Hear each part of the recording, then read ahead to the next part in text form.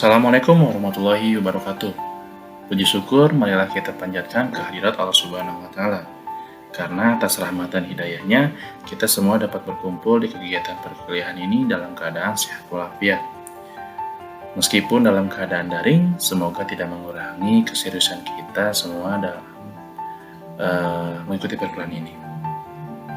Ibu dosen yang saya hormati, serta teman-teman seperjuangan kelas B1, kelas B2, saya cintai sekaligus saya banggakan. Perkenalkan, kami dari kelompok 8, mata kuliah praktikum studi kasus dan diagnosis kesulitan belajar akan mencoba memaparkan materi terkait prosedur pelaksanaan pengajaran remedial. Kelompok kami terdiri dari 5 anggota, yaitu saya sendiri, Nia Rahmat Jayadi. Yang kedua adalah Teh Ulfa Siti Holidah. Yang ketiga adalah Teh Wiwin Aspita. Yang keempat adalah Teh Siti Hamdah Patonah. Dan yang terakhir adalah Teh Nita Sofiani Agustin. Baik, untuk mengefektifkan waktu, kita langsung saja ke pembahasannya. Pembelajaran remedial adalah proses pembelajaran yang berupa kegiatan perbaikan yang terprogram dan sistematis, sehingga diharapkan dapat mempercepat ketepasan belajar siswa. Pembelajaran remedial merupakan kelanjutan dari pembelajaran biasa atau reguler di kelas. Hanya saja siswa yang masuk dalam kelompok ini adalah siswa yang belum tuntas belajar pada standar tertentu yang ditentukan oleh sekolah dan peraturan pemerintah. Konsep penyelenggaraan model pembelajaran remedial secara tegas dinyatakan dalam kurikulum 2013 yang diberlakukan berdasarkan Permendikbud nomor 103 dan 104 pada tahun 2014. Permendikbud nomor 103 menegaskan bahwa pada RPP yang dibuat terdapat pembelajaran remedial dan pengayaan pada bagian penilaian. Sedangkan berdasarkan Permendikbud nomor 104 dinyatakan bahwa penugasan, SK, dan KD setiap siswa diukur menggunakan sistem penilaian acuan kriteria. Belum mencapai KKM harus mengikuti pembelajaran remedial. Baik, selanjutnya saya akan memaparkan mengenai tujuan dan fungsi pembelajaran remedial. Menurut Muhtar dan Rusmini tahun 2005, pembelajaran remedial memiliki beberapa tujuan, antara lain agar siswa dapat memahami dirinya khususnya prestasi belajarnya, dapat memperbaiki atau mengubah cara belajar siswa ke arah yang lebih baik, dapat memilih materi dan fasilitas belajar secara tepat, dapat mengembangkan sikap dan kebiasaan yang dapat mendorong tercapainya hasil belajar yang jauh lebih baik, dan dapat melaksanakan tugas-tugas belajar yang diberikan kepada siswa setelah siswa mampu mengatasi hambatan-hambatan yang menjadi penyebab kesulitan belajarnya, dan dapat mengembangkan sikap serta kebiasaan yang baru dalam belajar. Selanjutnya ada fungsi pengajaran remedial. Pengajaran remedial mempunyai fungsi yang amat penting dalam keseluruhan proses belajar mengajar. Ada beberapa fungsi dari pengajaran remedial. Yang pertama ada fungsi korektif. Fungsi korektif artinya melalui remedial dapat diadakan pembentukan atau perbaikan terhadap sesuatu yang dianggap masih belum mencapai apa yang diharapkan dalam keseluruhan proses belajar mengajar. Yang kedua ada fungsi penyesuaian. Penyesuaian pengajaran remedial terjadi antara siswa dengan tuntutan dalam proses belajarnya. Fungsi penyesuaian adalah agar siswa dapat terbantu untuk menyesuaikan dirinya terhadap tuntutan belajar, sehingga siswa dapat belajar sesuai dengan keadaan dan kemampuan pribadinya sehingga mempunyai peluang besar untuk memperoleh prestasi belajar yang lebih baik. Oleh sebab itu, siswa harus diberikan kesempatan belajar dengan kemampuan pribadi agar memiliki peluang memperoleh hasil belajar yang lebih baik. Yang ketiga ada fungsi pemahaman. Fungsi pemahaman adalah agar dalam pengajaran remedial memungkinkan guru, siswa, dan pihak-pihak lain dapat memperoleh pemahaman yang lebih baik terhadap siswa. Diharapkan siswa juga dapat lebih memahami dirinya dan segala aspeknya. Begitu pula guru dan pihak-pihak lainnya dapat lebih memahami akan keadaan pribadi siswa. Yang keempat ada fungsi pengayaan. Fungsi pengayaan adalah agar pengajaran remedial dalam memperkaya proses belajar mengajar. Bahan remedial dalam memperkaya proses belajar mengajar. Bahan pelajaran yang tidak disampaikan dalam pelajaran reguler dapat diperoleh melalui pengajaran remedial. Jadi, dalam pengajaran remedial, guru berusaha membantu siswa yang mengalami kesulitan belajar dengan menambah mata pelajaran yang belum atau tidak disampaikan dalam pelajaran biasa. Yang kelima ada fungsi akselerasi.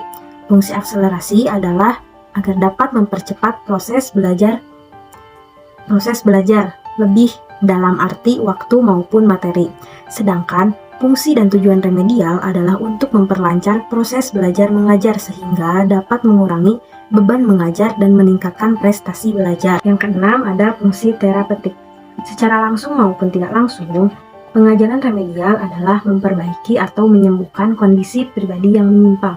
Penyembuhan ini dapat menunjang pencapaian prestasi belajar dan pencapaian prestasi yang baik dapat mempengaruhi pribadi atau disebut juga dengan timbal balik. Sekian dari saya, terima kasih. Baik, di sini saya akan menjelaskan mengenai prinsip pembelajaran remedial. Pada prinsip pembelajaran remedial ada beberapa yang perlu diperhatikan oleh guru, yaitu yang pertama ada prinsip adaptif, di mana pada prinsip ini artinya bahwa setiap peserta didik itu memiliki keunikan masing-masing. Oleh karena itu, pada program remedial ini perlu dilakukan sesuai dengan daya tangkap peserta didik dan gaya belajar pada peserta didik. Pada prinsip ini harus dilakukan agar guru dapat memilah kira-kira teknik apa yang akan dilakukan pada peserta didik tersebut. Kemudian pada prinsip yang kedua ada yang dinamakan dengan prinsip interaktif atau interaksi. Pada prinsip interaktif ini, di dalam pembelajaran remedial harus ada aktivitas komunikasi antara siswa dengan guru. Hal ini didasarkan atas pertimbangan bahwa kegiatan belajar peserta didik yang bersifat perbaikan nilai perlu selalu mendapatkan monitoring atau pengawasan agar diketahui ada peningkatan atau tidak dalam pembelajarannya. Pada prinsip yang ketiga ada yang dinamakan dengan prinsip fleksibilitas dalam metode pembelajaran atau penilaian. Pada prinsip ini, guru bisa menerapkan metode pembelajaran sesuai dengan karakteristik dari peserta didiknya. Sejalan dengan sifat keunikan dan kesulitan pelajar yang berbeda-beda, maka dalam pembelajaran remedial ini perlu dilakukan berbagai metode dan pada metode mengajar dan metode penilaian yang sesuai dengan karakteristik pada peserta didiknya. Yang keempat ada prinsip pemberian umpan balik atau feedback. Umpan balik berupa informasi yang diberikan kepada peserta didik mengenai kemajuan belajarnya perlu diberikan sesegera mungkin. Jadi kalau misalkan kita sudah melakukan remedial terhadap peserta didik, nilai remedial tersebut harus segera diberikan kepada peserta didik, jangan ditunda-tunda. Kemudian yang kelima ada kenyambungan dan ketersediaan dalam pemberian pelayanan program remedial. Akan membahas tentang pendekatan dan metode dalam pembelajaran remedial. Dalam pembelajaran remedial ada 3 pendekatan, yaitu pendekatan yang bersifat kuratif, pendekatan yang bersifat preventif, dan pendekatan yang bersifat pengembangan. Pendekatan yang bersifat kuratif, pendekatan ini diadakan mengingat kenyataan ada seorang atau sejumlah siswa, bahkan mungkin seluruh anggota kelompok belajar yang tidak mampu menyelesaikan program secara sempurna sesuai dengan kriteria keberhasilan dalam proses belajar mengajar.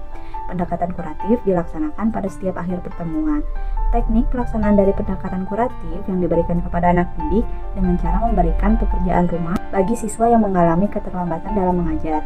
Yang selanjutnya ada pendekatan yang bersifat preventif.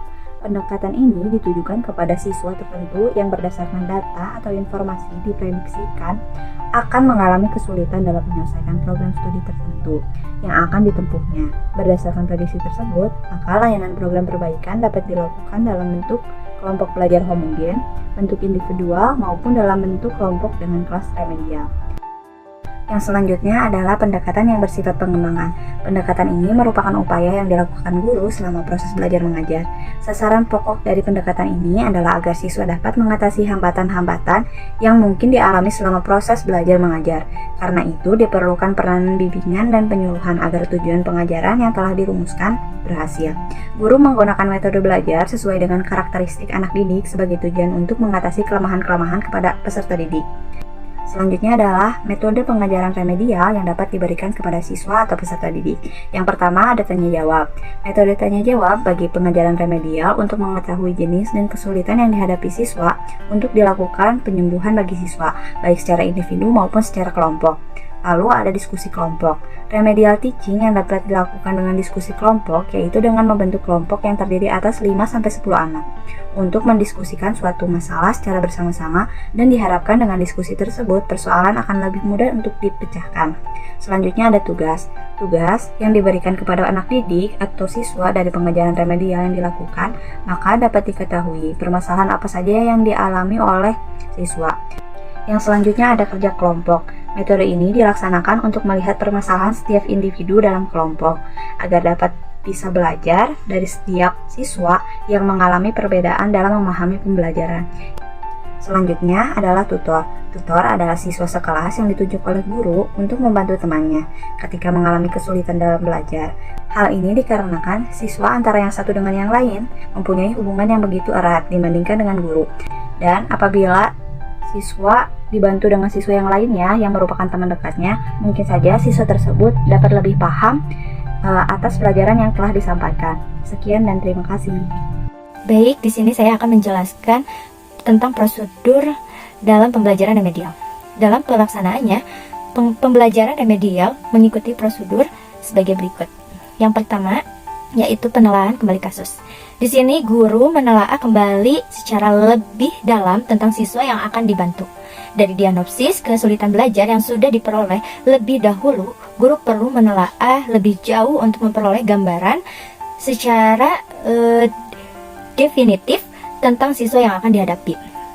Seperti permasalahannya, kelemahannya, penyebab utama kelemahan, berat ringannya kelemahan, apakah perlu bantuan oleh ahli lain, merencanakan waktu dan siapa yang melaksanakannya.